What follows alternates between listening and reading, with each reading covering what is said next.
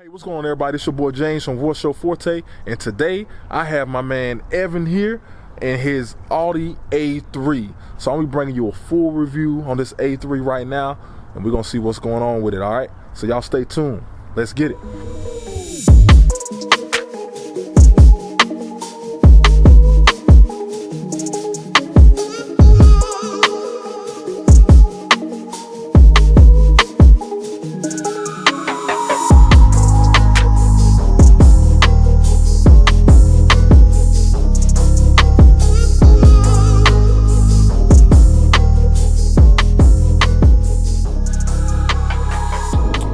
Everyone, so as you can see here, got Evan from Panda Projects. Y'all make sure y'all go subscribe to his channel. I'll have it linked down below.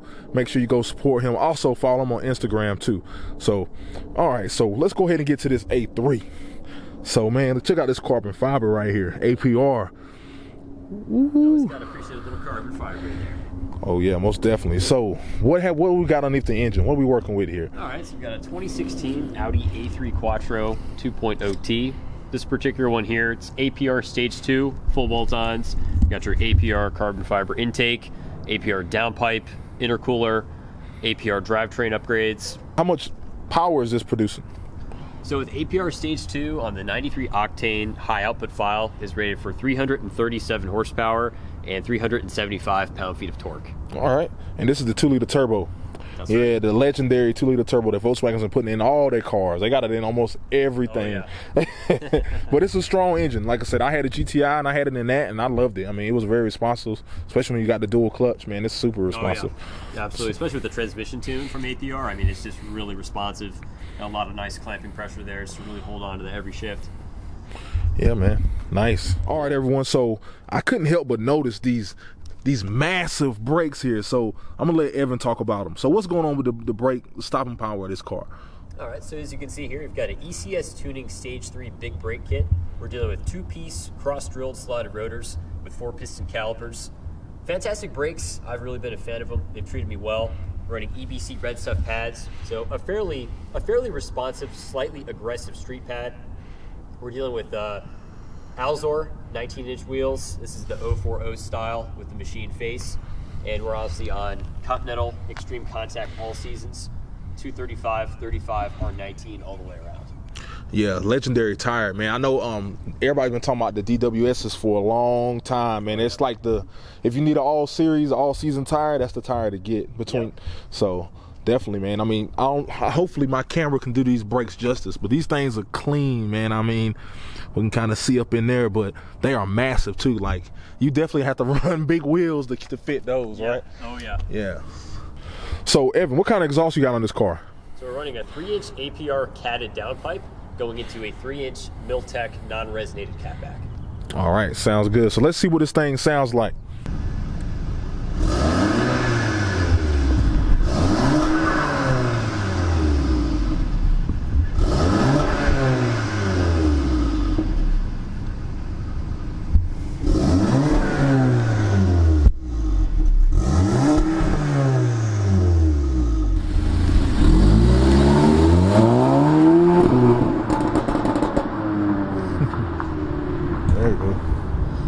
Okay, little burbles, little crackles, snap, crackle, pop, Rice Krispies.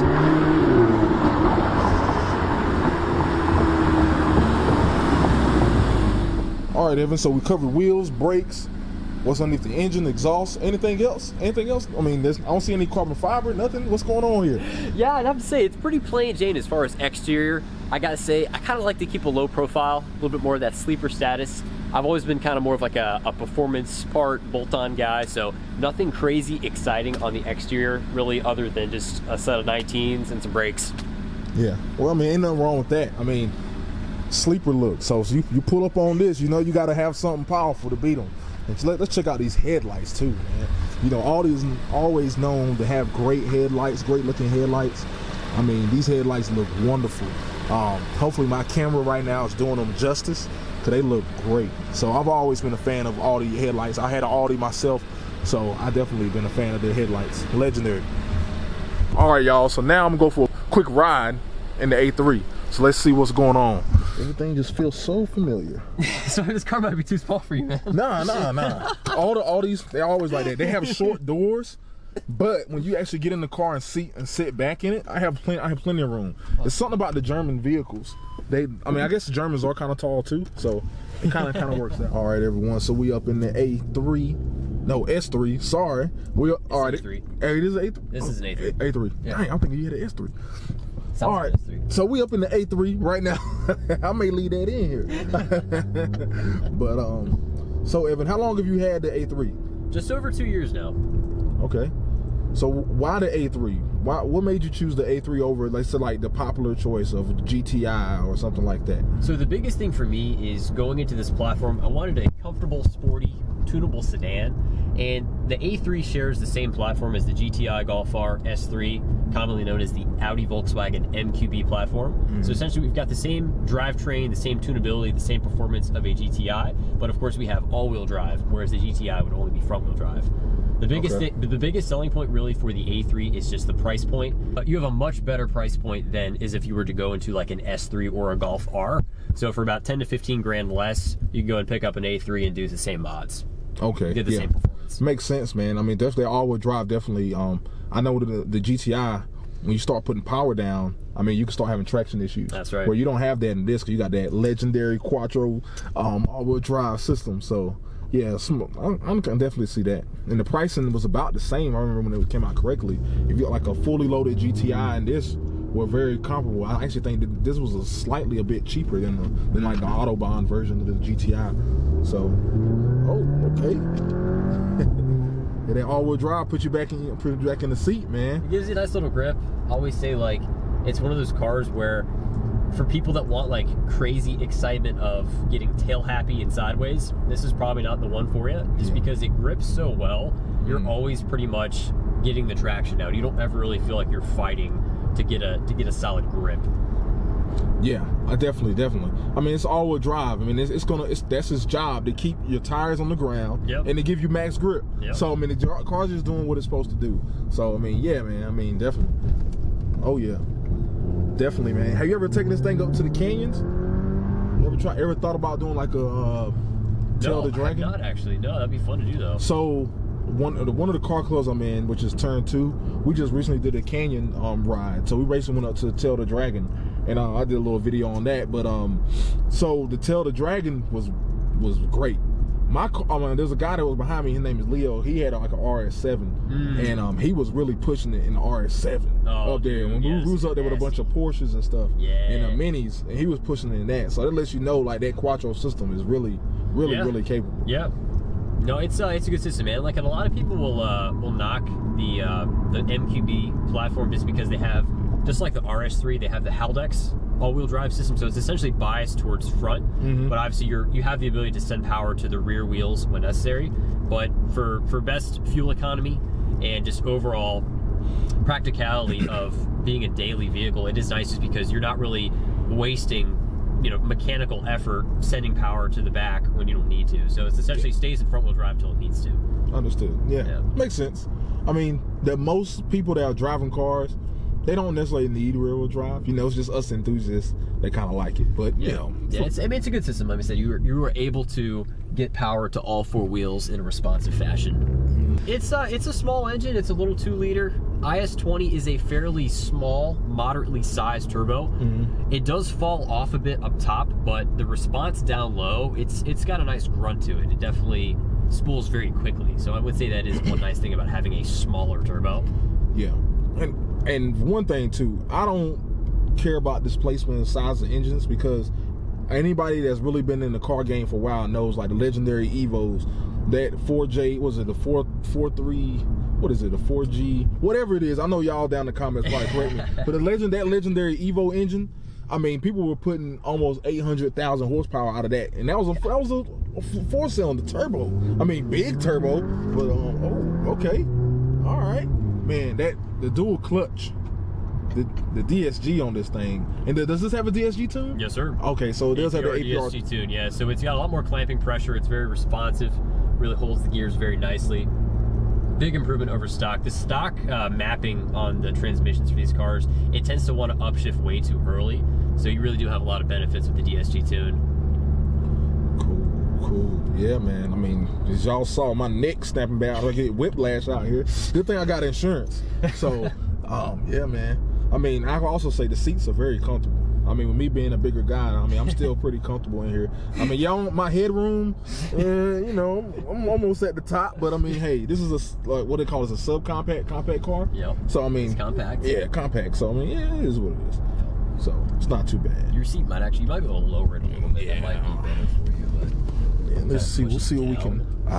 There we go. Oh, look at that headroom. Okay. All right. It's a very mechanical feeling transmission because you don't have a torque converter because it's a dual clutch. So essentially what you're dealing with is an automated manual transmission. So that's one thing where a lot of people get a little bit uneasy about dual clutch cars if you've never had one before, is they're expecting kind of the smooth transition of power that you would experience from a torque converter automatic. So it's often it can be a little bit jarring, a little bit disruptive, especially kind of when you're going like back and forth, like crawling through traffic, is because you don't have that torque converter to kind of continuously idle you forward. Okay, yeah.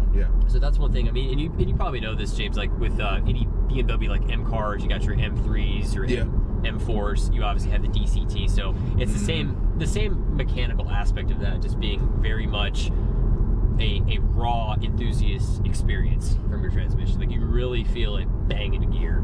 Especially this one, I have the APR pendulum and dog bone mount. So it cuts down on excessive like engine movement. So when you change gears, it's a lot more direct and responsive. Yeah, definitely. I mean, it's even like, I remember when I had my GTI with a DSG in it, like I'd be on the hill and I let off of it, the car roll back. Yeah. So it's almost like it's like a manual. It really is. Yeah. It's as close to a manual as you really can get for not being a manual. So yeah, definitely, man. That's cool, man. Definitely technology, right? I mean, you think crazy stuff, man. How do you feel about the suspension ride quality? I mean, it's comfortable, definitely. I mean, of course, you got the Quattro working with you to try the grip. So I mean, I don't have any. It's very comfortable. Yeah, it's on a set of H&R Sport Springs. Oh, where? Look, it's on spring. I thought this was stock. You know, stock. Yeah. I mean, it's so smooth. That's why I didn't say anything. I wanted to see if like you would notice like if the ride was like different or not. I mean, over these big bumps, you can kind of feel a little bit, but I mean, it feels pretty stock to me.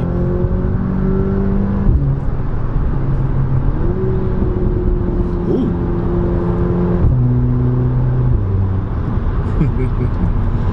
It'll get up and go. It does what it needs to do. And what is the upgrade path as far as turbo? Is it KO4 or KO5? So the KO3 and KO4 would be essentially what you would find on the Mark 6 platform. Okay. On the Mark 7 platform or the MQB, you've got the IS20 is the stock turbo, and then the next level from there would be the IS38. That would be your stock turbo that comes on a Golf R or S3. So it's a little bit larger. I would say with an off-the-shelf tune, you can get around 400 horsepower. Oh, wow, okay. Do you have to do any fuel upgrades, or was it kind of just a tune and drop in? That's it? Drop into the tune, yeah. These cars actually do really well for being stock fuel systems. There's actually quite a bit of headroom left. I've seen a lot of people will run even aftermarket IS38 hybrid turbos, make well over 400 wheel on stock fuel systems. Oh, wow, yeah. So that is one thing I think that the Volkswagen and Audi engineers did a fine job of. Yeah, you BMW engineers, which y'all fixed it with the Supra, but you know, the M55, that fuel issue, we all know about it. So yeah, man, that's what's up, man. That's good. No, it's just nice not having to really dig too deep. And obviously, like, go from an IS20 to an IS38, just because you're working with factory components, you're not really taking yourself into a very dangerous aftermarket tangent, because once again, you're working with an OEM turbo. So there's really not a whole lot that's going to change. You don't have to worry about any other complicated moving any wires. Exactly. Yeah, exactly. Stuff. I mean, whereas like you're talking about something else like retrofitting a completely different turbo, it's just a lot more heavy lifting. So just having the simplicity of being able to plug and play, it's not a bad place to be. All right, Evan. So one thing I did notice was this steering wheel. This isn't stock. It can't be stock, right? So what we're dealing with here, this is actually an Audi S3 steering wheel that came from Germany. What I like about it, it's got the really nicely pronounced, the beefy 10 and 2 notches. Really feels good in the hands. It's a nice flat bottom design. It is perforated leather. And most importantly, what I'm always a fan of is just having those paddle shifters in place. One of the most enjoyable experiences, just shifting a DSG car. It is nice to have those paddles. I've also got the Leo Motorsport paddle extensions, so you can get a nice comfortable reach from any position on the wheel. That's always a nice touch as well. Most of the Audi A3 models that you find, unless they're equipped with a sport package, are not going to have paddle shifters from factory. So it is a direct swap. It's a plug and play. There's no additional coding or software, anything else you have to do to make that work. So once again, a simple plug and play application for a great steering wheel upgrade. Yeah, man, I definitely like that steering wheel, and that's the one thing I think a lot of people forget when they start modding cars is the steering wheel. I mean, steering wheel is the one thing that we touch, that and the shift gate. It's one thing, shift gate, shift paddle, shift stick, whatever you want to call it. But that's the one thing you touch every time you get in the car. So if you have a good one, the one that's going to last and looks good is very important. So, I mean, definitely that was a worthwhile upgrade. It definitely looks nice. Oh, yeah. Thanks, man. All right, everyone, as you just saw, just got finished riding in Evan's sweet A3 there, man. So appreciate you lending your time to me today, man. I really do appreciate it. My pleasure, man.